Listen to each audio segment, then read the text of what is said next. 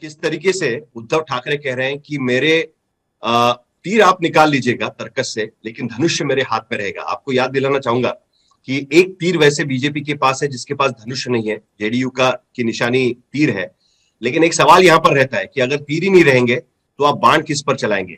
आपके पास तीर नहीं रहेंगे तो उस धनुष्य का आप क्या करेंगे? बिना तीर के धनुष्य खाली है, उसी तरीके से बिना धनुष्य के तीर भी खाली है। लेकिन अब धनुष्य और तीर एक साथ आने का वक्त निकल चुका है। इससे पहले भी उद्धव ठाकरे ने कई बार कोशिश की थी। कल राहुल शेवाले ने अपने प्रेस कॉन्फ्रेंस में कहा था कि इससे पहले उद्धव ठाकरे ने हमको कहा था कि उनकी तरफ से बीजेपी के साथ दोबारा बातचीत शुरू करने की, दोबारा जुड़ने की कोशिश उद्धव ठाकरे की तरफ से की गई, लेकिन बीजेपी ने उस बात को नहीं माना। इसका मतलब साफ निकलता है कि कहीं ना कहीं बीजेपी को शिवसेना तो चाहिए, लेकिन उद्धव ठाकरे उन्हें नहीं चाहिए। इसीलिए ठाकरे बिन शिवसेना हमारे साथ हो जाए तो अच्छा होगा, यही बात बीजेपी के नेता सोच रहे हैं। और इसी के वजह से एकनाथ शिंदे गुट को पूरी ताकत देने की कोशिश बीजेपी की तरफ से की जा रही है।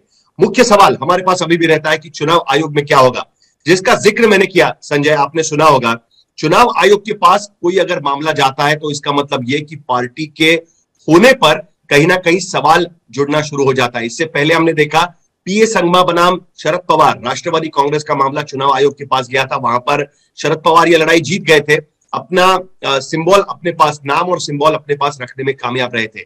इससे पहले बहुत पुराना मामला कांग्रेस का मामला था, इंदिरा गांधी और संगठन कांग्रेस में पूरी तरीके से पार्टी स्प्लिट हो गई थी। चुनाव चिन्ह जो कांग्रेस का ओरिजिनल हुआ करता था, वो कांग्रेस का ओरिजिनल चुनाव चिन्ह फ्रीज किया गया। एआईएडीएमके का मामला भी इलेक्शन कमीशन के पास गया था, और अब शिवसेना इलेक्शन कमीशन के चौखट पर जाकर खड़ी है। क्या उद्धव ठाकरे को इलेक्शन कमीशन से कोई भी उम्मीद रखनी चाहिए? क्या लगता है आपको?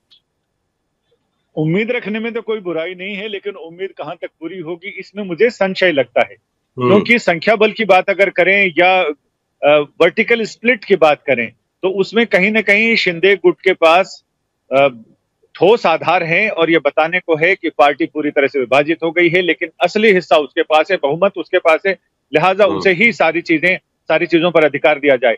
इसमें इसको मैं आगे बढ़ाऊं तो जेडीयू में भी एक बार विवाद हुआ था, जिसमें एक तरफ शरद यादव थे और दूसरी तरफ नीतीश कुमार थे। तो नीतीश कुमार की नीतीश कुमार के गुट को पार्टी पर अधिकार मिला।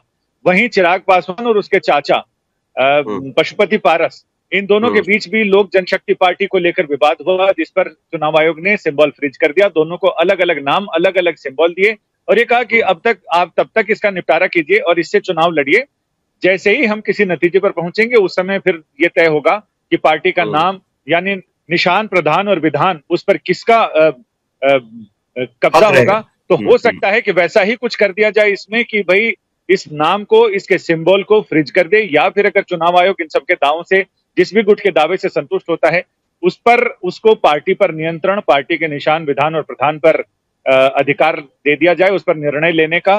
तो ऐसे में ये बहुत पेचीदा मसला है। पहले तो ये कि भाई कहते हैं कि नारियल, दामाद और बहू जब तक व्रत ना लिए जाएं तब तक कोई नहीं बता सकता कि कैसा निकलेगा।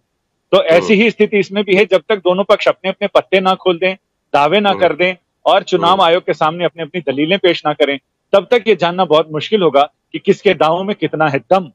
तो ये तो इनको दिखाना पड़ेगा। लेकिन अभी तक संख्या बल की जहां तक बात है, संख्या बल और बाकी चीजों में तो शिंदे गुट भारी पड़ता हुआ दिखाई पड़ रहा है।